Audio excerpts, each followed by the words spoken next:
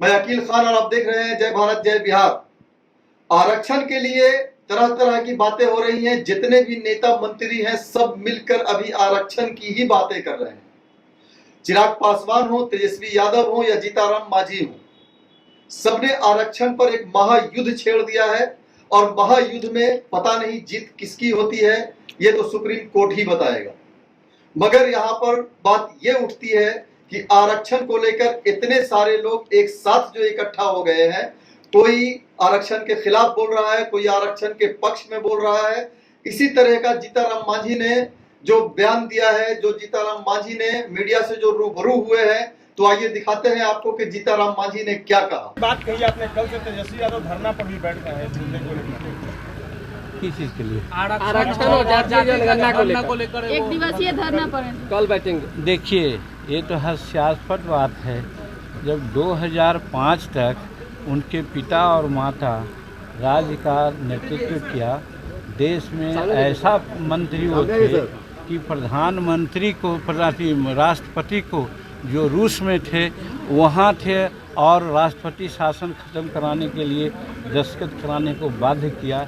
इतना पावरफुल थे। उस समय आरक्षण की याद उनको नहीं आई थी जो आज आरक्षण की बात कर रहे हैं। यहाँ पर आरक्षण की जो स्थिति है पहले से ज़्यादा अच्छा है, सब लागू हो रहा है, सबको मौका मिल रहा है। जिनको मौका न मिल रहा है उसी के लिए तो अभी सुप्रीम कोर्ट के आदेश के आलोक में हम लोगों ने बात किया है कि हमारे समाज में वर्गीकरण होना चाहिए, जिसमें कि जो 18 जातियां बिहार में हैं, इसके अलावा देश में अनेकों ऐसी जातियां हैं जो आर्थिक सामाजिक दृष्टिकोण से और शैक्षिक दृष्टिकोण से कमज़ोर हैं, उनका वर्गीकरण किया जाए। केंद्रीय कैबिनेट में भी इसकी चर्चाएँ हुई है। हमने अपनी प्रस्तुत बातें किया है।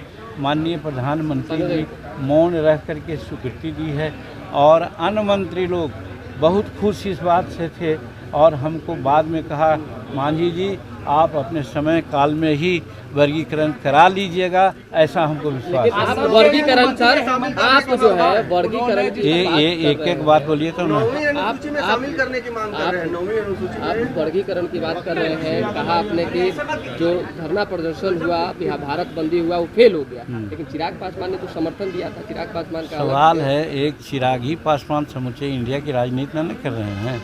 यहाँ भी 18 जातियाँ के लोग मिले थे, आए थे, उनका 3,500 लोग आए थे, हम उसमें मिले थे।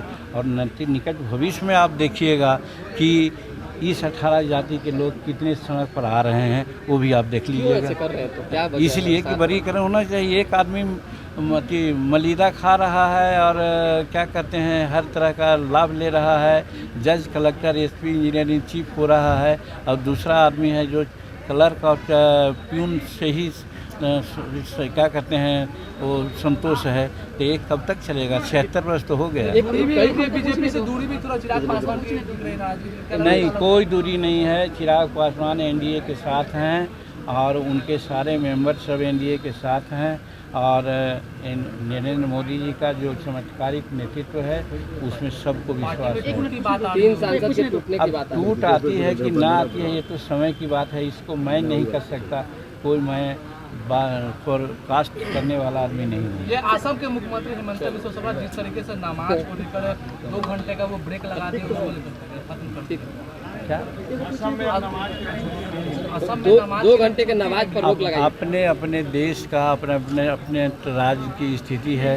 राज्य की स्थिति के अनुसार, जनता के मन की बात के अनुसार उन्होंने काम किया है। उसको देश स्तर पर नहीं देखा जाएगा। अगर देश स्तर पर विचारण की बात आएगी तब फिर हम लोग इस बात को समझेंगे।